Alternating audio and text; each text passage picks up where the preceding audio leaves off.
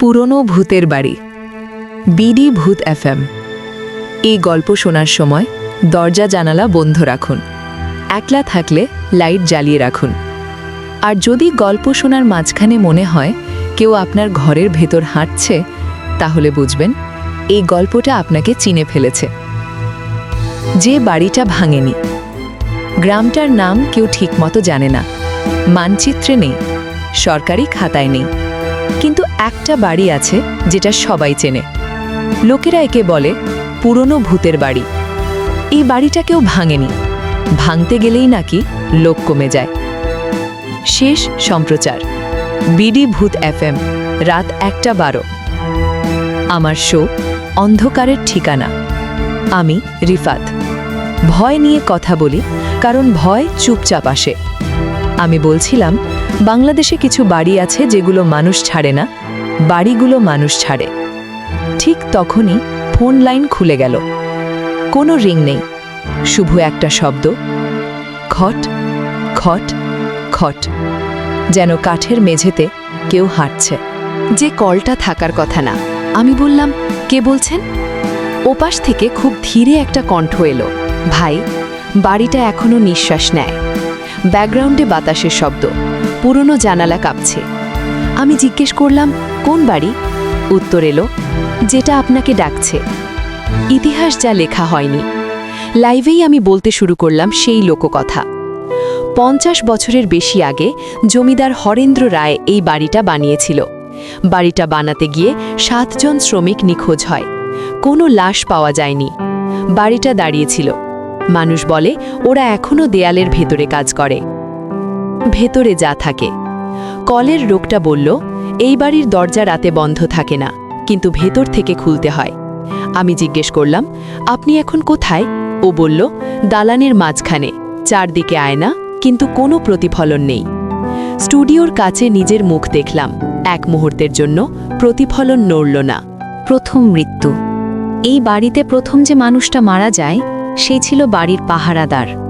সকালে তাকে পাওয়া যায় সিঁড়ির নিচে। মুখে ভয় নেই, চোখ খোলা, কিন্তু চোখের ভেতর কেউ তাকিয়েছিল।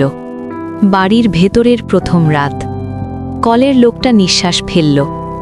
আমি দরজাটা পেরিয়ে এসেছি, সে বলল, কিন্তু দরজাটা আমার পেছনে বন্ধ হয়নি। স্টুডিওতে বসে আমার হাত ঘামছিল। আমি জিজ্ঞেস করলাম, ভেতরে আলো আছে? ও বলল, না, কিন্তু অন্ধকারটা একরকম না। কিছু জায়গায় অন্ধকার জমে আছে, যেন ওটা আলোকে ঢুকতে দেয় না। দালানের ভেতরে ঢুকলে গন্ধটা টের পাওয়া যায়। পুরনো কাঠ, স্যাঁতস্যাঁতে দেয়াল আর পোড়া ধূপের মিশ্র গন্ধ। লোকটা বলল, এখানে হাঁটলে শব্দ হয় না, কিন্তু থামলে মনে হয় কেউ হাঁটছে। ঠিক তখন ফোন লাইনে আবার সেই শব্দ, খট খট খট। এবার শব্দটা স্পষ্ট, কেউ খালি পায়ে কাঠের মেঝেতে হাঁটছে। আমি বললাম, আপনি একা তো? কয়েক সেকেন্ড চুপ। তারপর উত্তর এলো, আমি একা দাঁড়িয়ে আছি, কিন্তু ছায়াগুলো না। দেয়ালের ভেতরে নাম। লোকটা ফিসফিস করে বলল, দেয়াল থেকে শব্দ আসছে। আমি জিজ্ঞেস করলাম, কি শব্দ? ও বলল, নাম লেখা হচ্ছে নখ দিয়ে, একটার পর একটা। ঠিক তখন স্টুডিওর পেছনের দেয়ালে খস খস, যেন কেউ লিখছে। সিঁড়ি যেটা নামে না। বাড়িতে একটা সিঁড়ি আছে, নিচে নামে। লোকটা বলল, আমি নামছি, কিন্তু নিচতলা আসছে না। পায়ের শব্দ বাড়ছে, দূরত্ব কমছে না। আমি বললাম, থামুন। সে থামল। পেছনে পায়ের শব্দ থামল না। দ্বিতীয় কণ্ঠ। হঠাৎ ফোন লাইনে আরেকটা কণ্ঠ, একই গলা, কিন্তু সুর আলাদা। ও এখানে আছে, কণ্ঠটা বলল। আমি বললাম, কে? 2 কণ্ঠ একসাথে বলল, আপনি। স্টুডিওর ভেতর। আমার সামনে কাঁচ, অপর পাশে প্রডিউসার। হঠাৎ দেখি কাঁচের ওপারে কেউ দাঁড়িয়ে। প্রডিউসার না, পুরনো কাপড়, ভেজা চুল। সে হাসল। আমার গলায় কথা আটকে গেল। ফোন লাইনে লোকটা বলল, বাড়িটা আর আমাকে ধরে রাখেনি, শুধু লাইক, ফলো, শেয়ার ও সাবস্ক্রাইব করুন।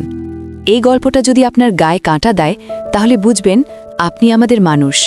এমন গল্প পেতে বিডি ভূত এফএমে যুক্ত থাকুন, কারণ সব ভয় এক রাতেই শেষ হয় না।